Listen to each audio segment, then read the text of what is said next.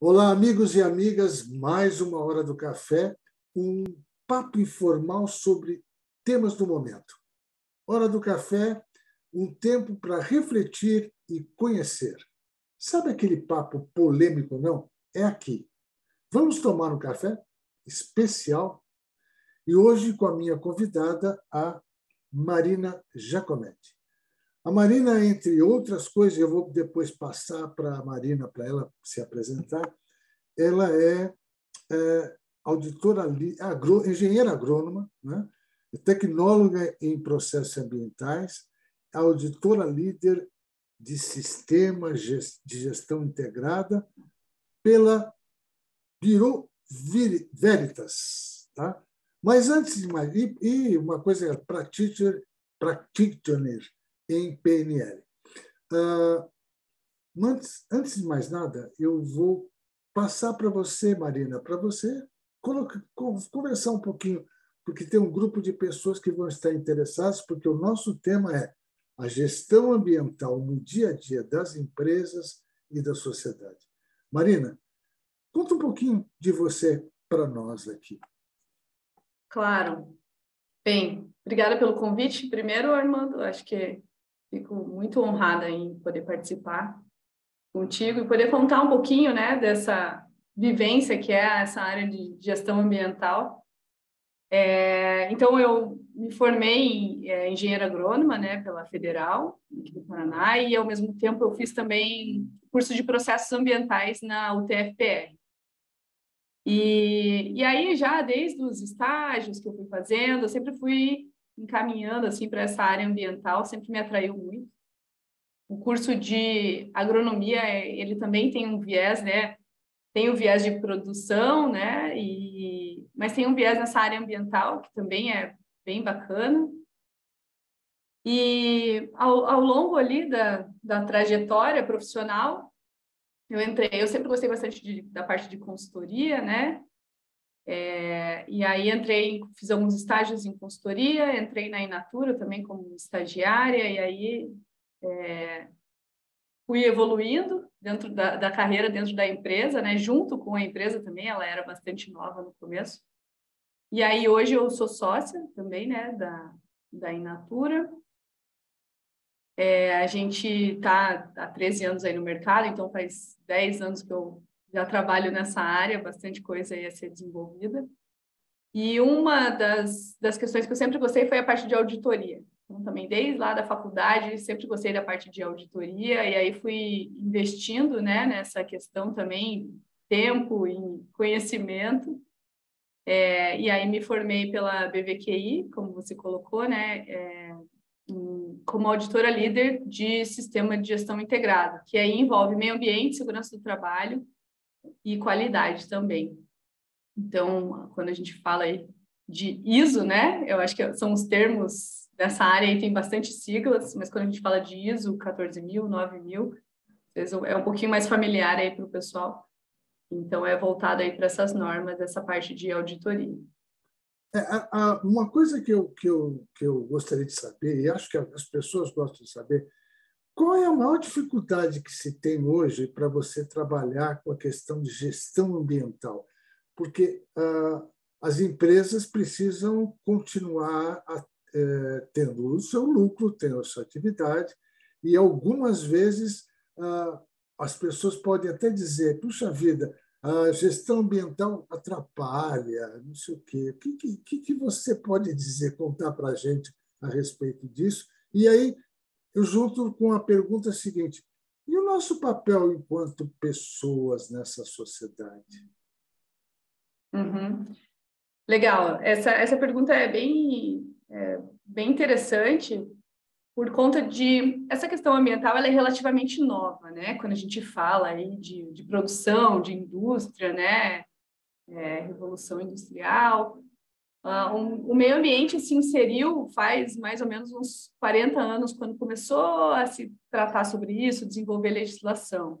Então, atualmente, todas as indústrias que geram impacto, não só a indústria, né? Indústria, obra, qualquer atividade que gera impacto no meio ambiente, ele precisa passar por uma legislação. Então, tem que passar lá por um licenciamento. né? A legislação de licenciamento. Então, você precisa ter uma licença para poder executar aquela atividade. E aí esse processo passa por vários estudos prévios, né? Então, qual que é o impacto para implementar uma obra, para implementar uma indústria? Aí o órgão ambiental aí pode ser municipal, estadual ou federal, dependendo do porte ou dependendo da localização, né, dessa atividade, vai fazer essa avaliação para poder liberar, para poder dizer sim, está apto para executar essa atividade nesse local. E aí você tem que comprovar para os órgãos o controle que você vai fazer de todos os seus impactos, né? Então, qual que é o impacto que você vai ter no meio ambiente com relação à geração de resíduos. Ou lixo, né? É um termo mais fácil ali. Resíduos a gente coloca que é o que tem aproveitamento ainda. Assim. Então, qual que é o seu impacto? Como é que você vai fazer o controle disso? Com relação às emissões atmosféricas, né? Então, os gases que você lança no ar. Como é que você vai fazer o controle disso? Como é que você vai atender os padrões? Então, existe padrão para tudo isso. Lançamento de efluente, né? Ou aquilo que vai para o rio.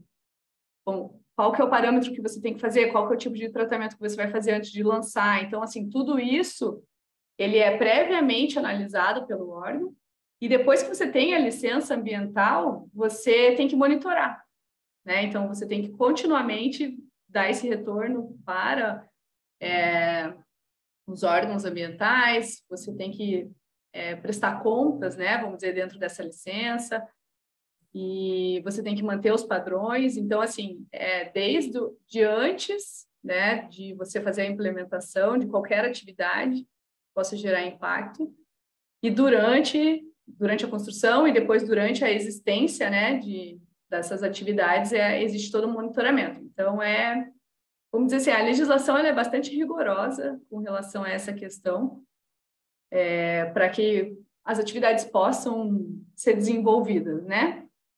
Então, hoje a lei ela já é mais forte e como você colocou ali, assim, muitas vezes é visto como uma questão que atrapalha, uma questão que gera custo, né? Então, um custo bastante alto.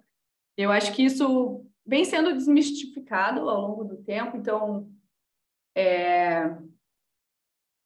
falando um pouquinho de geração, a geração mais nova já é um pouco mais adepta dessa ideia, né? Então, eu acho que já veio sendo trabalhada essa educação ambiental, né?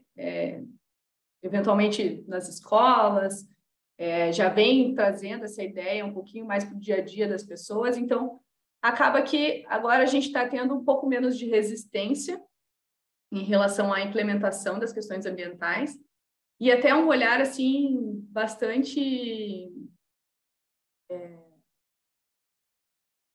com uma visão, assim, de melhorar a produtividade, né? Então, à medida que você vai tendo controles melhores, e aí controles ambientais, porque quando você está falando de resíduos, você está falando de perda de material, né? Está falando, às vezes, de desperdício. Então, já tem uma visão mais voltada para essa questão de aproveitamento mesmo, de melhorar a produtividade para você reduzir o teu impacto no meio ambiente. Então, eu acho que essa questão já vem trazendo aí benefícios, né, para as indústrias. Uma coisa que eu notei, uma vez eu fui assistir um bate-papo, e acho que era uma entrevista, e tinha um autor de um livro, eu não lembro. Agora, vou ser sincero com você, eu sou péssimo para lembrar nomes, eu lembro de fisionomias, mas nomes... E ele falou uma coisa interessante que me chamou muita atenção. A água que está na Terra, ela não é nova, ela tem milhões de anos, né? Ela sempre passa por um ciclo, né? Que ela faz todo aquele ciclo, mas ela não é nova, ela tem, sei lá, bilhões de anos, né? Não dá para dizer exatamente quanto tem. Mas ela não é nova. Quando a pessoa fala, isso aqui é uma água nova. Não, essa água... Ela é... E o que eu percebi ao longo de muito tempo, e aí eu posso dizer, porque eu sou lá de São Paulo, alguns dos nossos melhores, os rios mais bonitos que nós tínhamos em São Paulo, começaram a ser degradados, a ponto de você, às vezes, pelo menos para quem lembra, você passar perto ali no centro, ali região das marginais de São Paulo, e num dia de calor você sente um odor muito ruim. Agora, coisa interessante, tem animais e, inclusive, acham peixes lá. Significa que o nosso universo, a nossa fauna, a nossa flora acabam resistindo a essa questão. Que papel eu, você, o papel de toda a sociedade? Você falou uma coisa interessante, os mais jovens já têm uma maior consciência, mas ainda acho, pelo menos é a minha impressão de leigo, nós estamos avançando ou ainda está faltando muita coisa para a gente ter uma gestão ambiental, uma sociedade preocupada com a gestão ambiental? Ou, não vou dizer preocupada, mas dando atenção à gestão ambiental. O que falta? Uhum. Vou trazer um pouquinho essa questão da água que você colocou, porque a gente dá bastante treinamento na empresa, né? E conversa também com várias pessoas. E aí, uma vez já me questionaram, né? Mas a água é a mesma que tem no planeta, ela não some, ela é um ciclo. Então, como é que vai acabar, né? Isso não acontece. E aí, um exemplo que eu gosto de dar para elucidar essa questão é, por exemplo, eu tenho esse copo, né? Tem essa xícara aqui que está cheia de água. E eu tenho que distribuir essa água eu vou dividir com 5 pessoas. Então, a quantidade de água que vai estar disponível, né, para 5 pessoas é uma. Agora, se eu tiver 50 pessoas para distribuir essa água, a quantidade para cada pessoa ela é muito menor. Então, hoje a nossa população no mundo ela é muito maior do que ela era, né, 500 anos atrás. Então, é justamente isso. E a água ela é a mesma. Da mesma forma que ela não sai do planeta Terra, ela não entra no planeta Terra. Ela é um ciclo. Então, essa é uma questão que a gente precisa parar para pensar, porque a população continuando crescendo, a demanda também continua crescendo, e a gente não tem mais de onde extrair, né? A água doce, né? No caso, que hoje é 3% da água do mundo que pode ser consumida. E aí a gente precisa pensar, mas tem, né, a água salgada, e aí, só que isso tudo tem um custo, vai precisar desenvolver tecnologia e tudo mais para poder ser utilizado. Então, essa é uma questão que, para nós, no dia a dia, é importante de pensar, né? Quando a gente fala em economizar água, os motivos, a gente vê aí vários países passando por secas, né? Então, períodos de seca, e só nesse momento que a gente enxerga o quão sofrido é, né? Porque quando está no nosso dia a dia, a água parece que é simples chegar na nossa torneira. Mas quando passa por esses momentos de crise é que a gente avalia. Então, tem vários fatores que podem influenciar essa disponibilidade, mas esse é um ponto, né, que a população aumenta. E o outro ponto é a questão da poluição, né, e dos rios, né, dos córregos. Essa poluição acaba gerando um impacto na fauna, né, marinha ou das águas doces, né. E assim, é tudo, vamos dizer assim como o ser humano, né, os animais também se adaptam a muita coisa, mas nem todos, né? Não, Então, nem todos. nós perdemos. Há uma história, eu, de vez em quando conto essa história. Meu avô, quando veio, quando era criança, moleque, ele morava em São Paulo e eles tinham um jeito. Em São Paulo tinha 2 clubes muito famosos ali em São Paulo, um de um lado do rio, outro do outro lado do rio. Era o Clube Espéria e o Tietê. Chamava-se Tietê justamente porque era na beira do Tietê. E do outro lado na outra margem ficava o Clube Espéria. Eu acho que até hoje, ainda hoje existem esses 2 clubes. E eles, às vezes, eles pulavam dentro da ponte que unia os 2 lados, né, no rio para buscar as bolinhas, as bolas de tênis, as bolas de futebol, as bolas das práticas dos 2 clubes, e ganhava alguns tostões, né, como meu avô falava, por ter pulado no rio. o que hoje seria uma prática incompreensível para nós, né? Pular dentro do rio Tietê.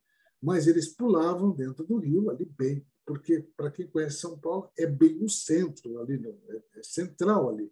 Então, eles pulavam dentro do rio.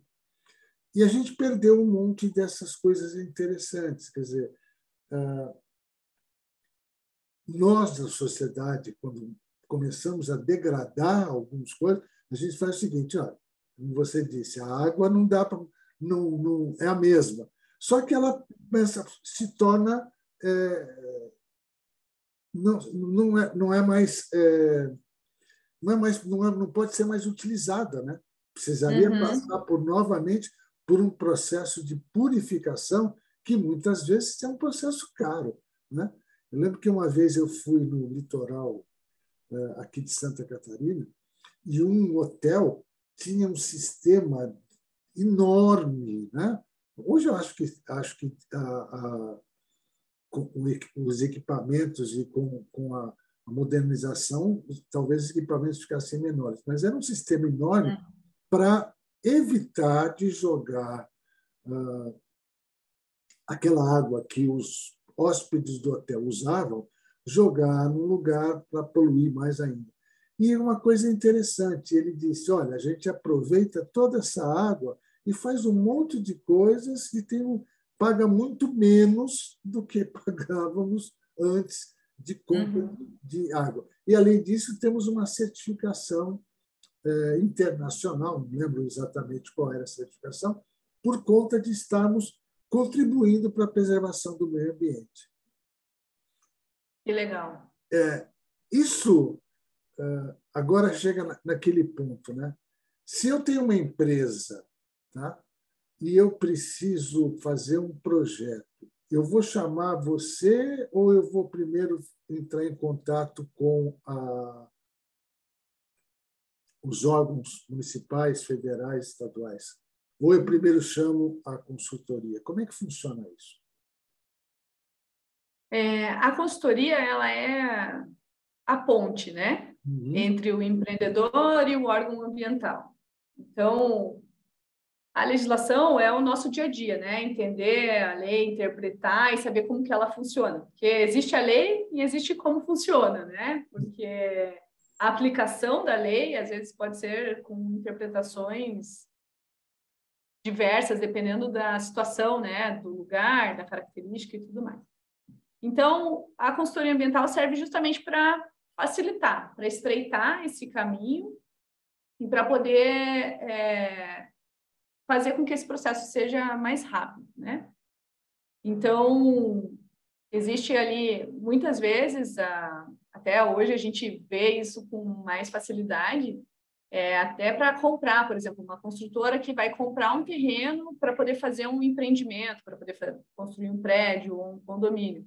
Ela já se antecipa em buscar a consultoria ambiental para avaliar se pode fazer lá, né? Para fazer os estudos. Então, principalmente hoje, a questão de corte de árvores nos terrenos, né? Então, tem que passar por um inventário para avaliar qual que é a situação da vegetação na área, para ver se pode cortar ou não pode, para ver quanto que pode cortar, né? Então, tem árvores que são a araucária, que é o símbolo aqui, né, do nosso estado, ela tem restrição, ela é uma espécie ameaçada de extinção, então é muito raro você poder cortar, então tem toda essa avaliação dentro do terreno, né, para ver se tem algum tipo de contaminação também da água subterrânea, do solo, porque aí o empreendedor que compra, né, quando você compra o terreno, você tem que arcar com tudo que tem ali dentro, né, arcar com os passivos também.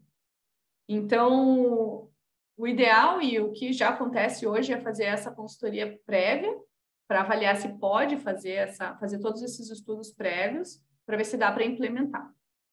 E aí, fazendo essa avaliação, você já consegue alocar, ver qual que é a melhor situação para o teu empreendimento. E aí a gente passa para a etapa de perguntar, né, para o órgão ambiental se aquilo pode. Então, fazer o licenciamento. Hoje, o licenciamento ele vai em 3 etapas, né? De forma geral, que é uma licença prévia. Então, primeiro a prova, assim, eu posso fazer essa atividade nesse local? Pode, beleza. Então, você está licenciado. Aí você vai para uma etapa de licença de instalação, que é assim, eu quero fazer essa atividade nesse local dessa maneira, com esse empreendimento, com esses equipamentos, aí você mostra o que você vai instalar lá. E aí o órgão vai te dizer, ok, você pode. E aí você vai, faz a instalação e depois você tem a licença de operação, que é para o órgão te dizer, você fez como você tinha planejado, como estava previsto ali na instalação, então agora você pode operar, os teus controles estão adequados. E aí você passa para a etapa daí de renovações, que daí é o monitoramento contínuo, vem as condicionantes ali, né, da licença para você fazer esse atendimento contínuo. E a gente acompanha em todas essas etapas, né? Desde o prévio, para ver se vale a pena investir no terreno, toda a parte de licenciamento junto ao órgão e depois também o monitoramento para verificar se mantém atendendo as condicionantes. Minha amiga, eu vou fazer uma pergunta para você agora, é a seguinte: tem algum caso que você falou, olha, esse caso tem que contar, porque ou ele é muito engraçado, ou ele é uma coisa bizarra, porque eu acho que é interessante, aqui no nosso bate-papo, como todo mundo já conhece, é um bate-papo bem informal, mas é interessante porque as pessoas falam, puxa vida, olha, isso aí a gente pode ver no livro, mas tem alguma coisa que você fala assim, olha, Amanda, teve um caso, esse caso tem que contar porque foi muito engraçado, ou foi bizarro, ou foi surpreendente. Você teve algum caso desse tipo aí para contar para a gente, Marina? Deixa eu tentar lembrar. Assim, olha, engraçado não tem muitos casos engraçados, porque são sempre situações complexas, assim, né, de investimento, né? Então, tem questões assim de dia a dia, né, onde a gente vai para campo, entra lá no meio do mato e aí de repente você cai numa fossa lá que não estava esperando, tem que sair correndo de abelha, coisas de campo, assim, a gente participa bastante dessa parte de inventário.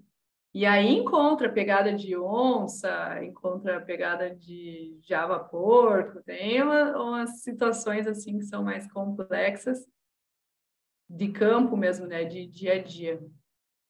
Mas já aconteceu, e aí não é uma situação legal, mas acontece investidor quer investir no terreno, faz todo o projeto, está com tudo certo, e aí ambientalmente não tem como, não viabiliza, sabe, a questão. Então, também tem situações assim que, no fim das contas, para o investidor é bom achar isso cedo, né? Mas nem sempre dá certo. Então, acho que tem aí... Você tem experiência, pelo que eu vi, são 10 anos de experiência. Se você tivesse que dizer para uma pessoa como é que nós estamos assim em termos de gestão ambiental, eu sei que, por exemplo, Paraná, Curitiba é uma capital que tem já uma tradição, já fez uma educação muito grande. Até nós estávamos comentando agora há pouco a respeito daquele Folhas, né? Tinha todo um processo de educação. Aliás, tem uma coisa interessante que eu acho que eu já comentei, inclusive numa outra live. Logo que eu cheguei aqui em Curitiba, eu fui visitar um parque ali, o Parque do Papa, e estava uma excursão de pessoal do Rio de Janeiro. Os cariocas estavam ali numa excursão e o guia estava parado em frente a duas lixeiras, né? Essa da lixeira do lixo que não é lixo e do lixo orgânico.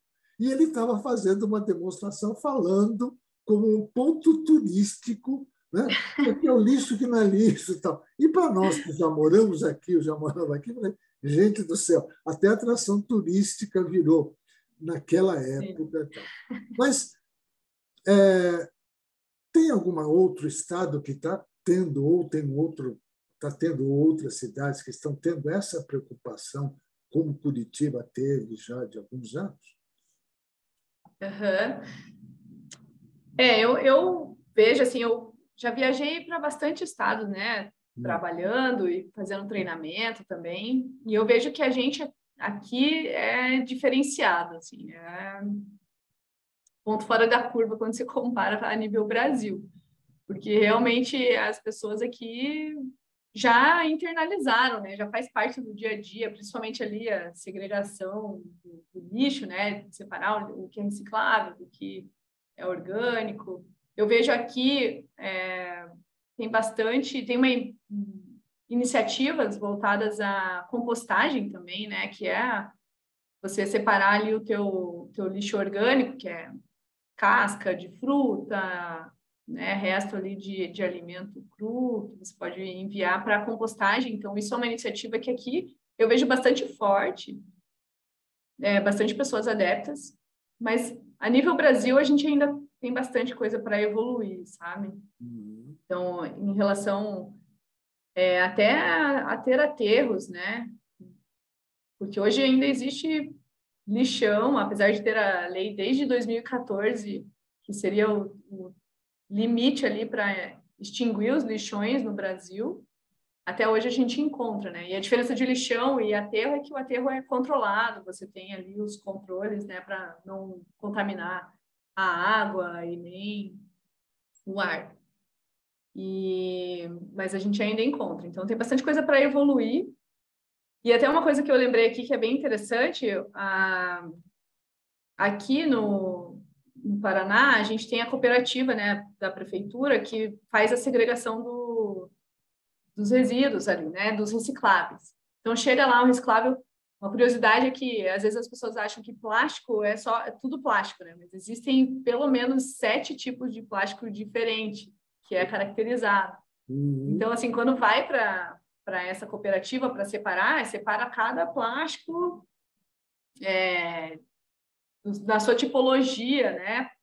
Aí separa o papelão, aí separa o vidro. Então, esse lixo que a gente joga aqui em casa, que separa, chega lá para essa cooperativa, é uma esteira gigante, vai passando, eles vão separando.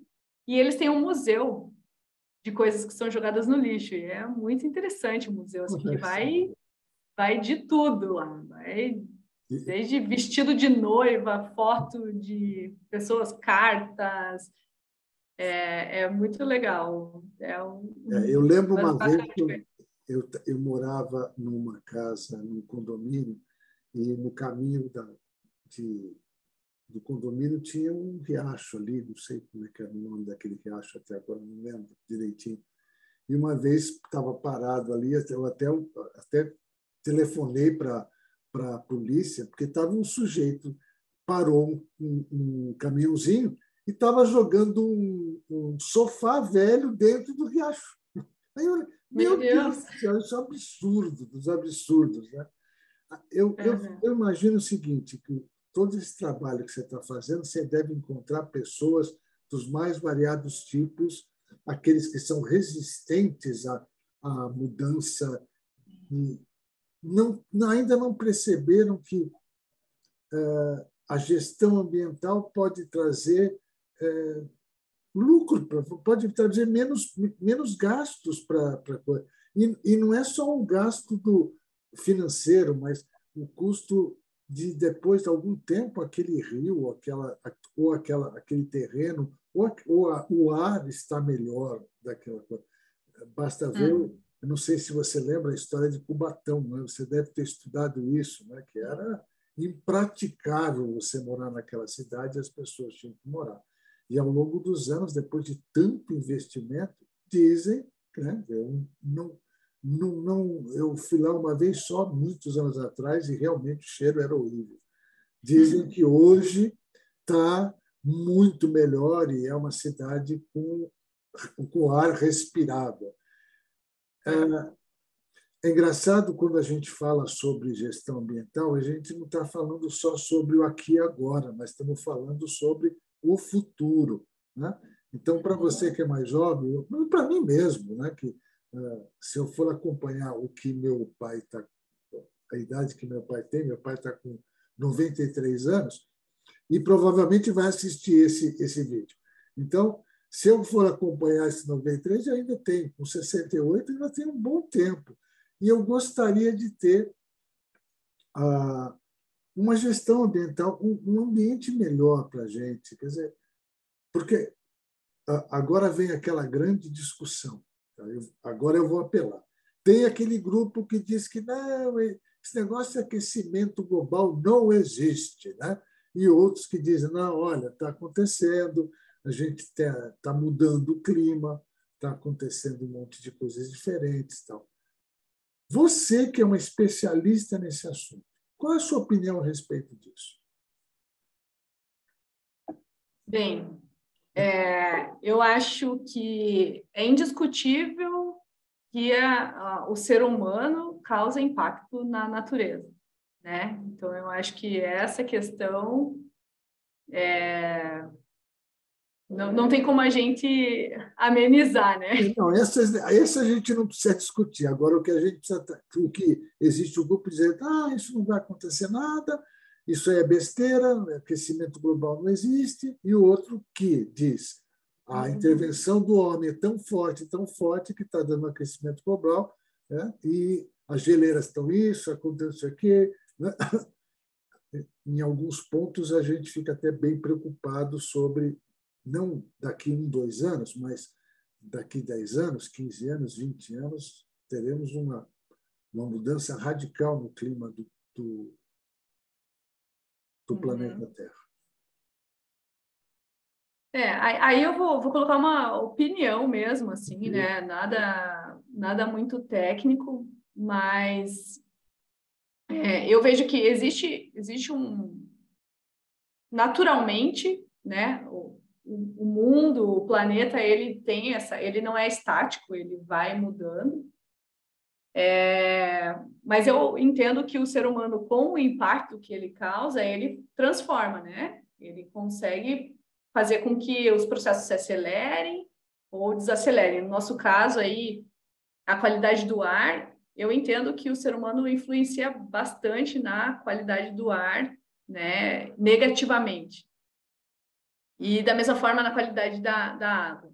Então, até a gente viu na pandemia, né, os relatos ali de vários locais que não se via mais animais, né, lá acho que em Veneza, né, não tinha mais animais, e depois de 2 semanas o ser humano não circulando, passou a voltar, né, os animais a conviver naquela área, naquele cenário. No Rio de Janeiro a gente viu também, o pessoal não via mais tartarugas.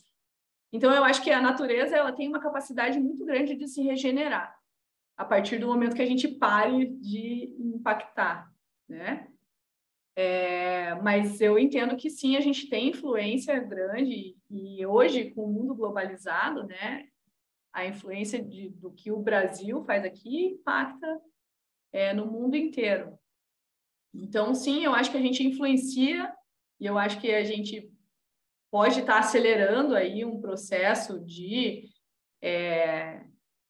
aquecimento, né, do planeta por conta dos gases que a gente emite e não consegue tratar isso, né, não consegue evoluir, mas eu entendo também que existe aí um ciclo natural das coisas onde o planeta não é estático, né?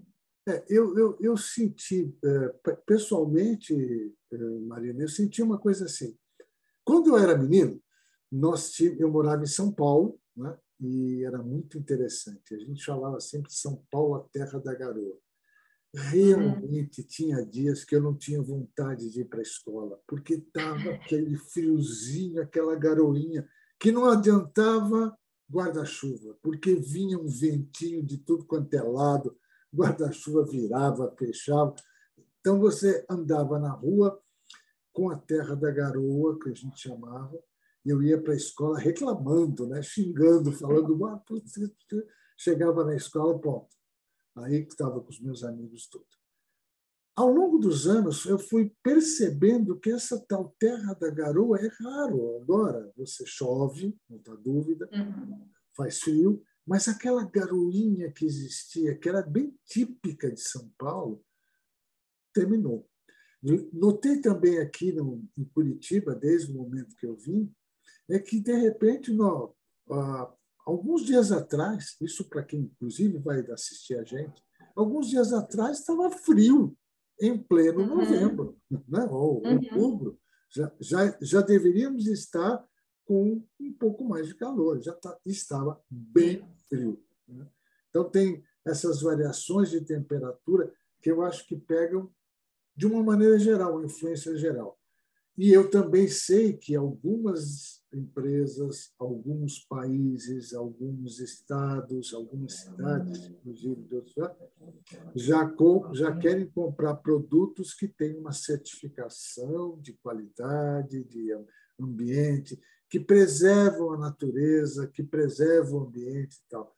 E isso é uma coisa muito boa que a gente fica sabendo, apesar de alguns estados e alguns países acharem que isso é uma besteira danada, que tem que ser daquele jeito. Mas nós estamos evoluindo. Eu, pelo menos, acho que a gente está tendo uma evolução, inclusive os mais jovens, né, que a gente vê, Uhum. vivem com a questão: por que eu vou precisar de carro, usar carro o tempo todo? Eu posso ir a pé, posso ir de bicicleta. Né? Tem muito disso que a gente está vendo. Muito bem. Marina, por incrível que pareça, quase uma hora já de nosso bate-papo, né? Assim, mas eu acho que é interessante a gente agora fazer uma dica. Eu gostaria, como é um nosso bate-papo, bastante gente tem assistido, Marina, que dicas você daria, primeiro, para organizações, tá? E para nós, enquanto sociedade, enquanto cidadãos comuns, sobre gestão ambiental, preservação dos ambientes? O que você daria como um resumo do nosso bate-papo aqui? O que você diria? É, bem, relacionando a indústrias e serviços, né, essa parte mais CNPJ, vamos dizer assim, Hã? eu acredito que tem muita oportunidade nessa questão ambiental, tanto com melhorias de processos, né? Então você consegue aí fazer o que é o desenvolvimento sustentável, né, que vem sendo preconizado aí durante alguns anos já. Então você conseguir fazer o tua melhor produtividade, consumindo menos ou consumindo melhor os recursos. Então acho que existe bastante oportunidade. As legislações elas são factíveis assim, né? Então são passíveis de serem bem aplicadas, né? Então, não só para cumprir a lei, mas para que você possa ter benefício quanto a isso. Em relação ao que você trouxe também, né, Armando, de agregar valor no produto, né, por conta dessa questão de ter a preservação, de usar recursos que são reaproveitáveis, né? Então, eu acho que também tem oportunidade aí, já tem público que está interessado nisso, que está disposto, né, a pagar um pouco a mais para incentivar essa questão ambiental. Então, acho que tem bastante oportunidade aí para as empresas. Uma coisa E, que eu acho legal, você falou uma coisa interessante. A gente lembra, e acho que as pessoas não lembram disso, que quanto mais pessoas utilizarem, mais barato fica. Hoje a gente tem uhum, aí um precinho um pouco superior. Sabe o que eu lembro? Eu lembro quando surgiu a televisão a cores. Gente, era quase um carro 0 quilômetro, aqueles carros mais simples. Né? Era muito caro. Com o passar do tempo de uma grande produção, hoje você compra uma boa televisão por um preço razoável, que as pessoas podem uhum, pagar. E então você tem a mesma coisa os celulares. Celulares custavam uma fortuna, porque os primeiros, né? E tinham poucas pessoas que usavam. Hoje você tem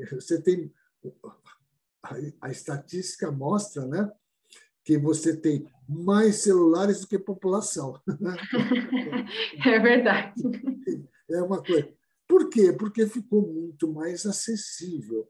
Então, Uhum, consumir, comprar adequadamente e preservar significa que, ao longo do tempo, você também vai ter um custo menor. Não só um custo financeiro, mas um custo de qualidade de vida. É isso mesmo, minha amiga? Exatamente nesse sentido. Então, gente, eu quero agradecer a Marina. Eu sei que esse papo ainda poderia render muito mais, porque é uma coisa bem interessante, mas dá para a gente entender um pouquinho sobre essa preocupação que nós temos que ter com a gestão ambiental nas empresas, como seres humanos, como participantes de um processo social, como sociedade. Seu café sempre adoçado com informação. Se o papo é bom, o café desce redondinho. Acompanhe nossa Hora do Café, envie sugestões e compartilhe. Sempre com a ajuda, com a direção de imagem e vídeo da Nathalie Patrício, da 1987, em LAB. Agradeço a você, minha amiga Marina, e até a próxima, gente. Até a próxima. Muito obrigado, Marina. Obrigada, Armando.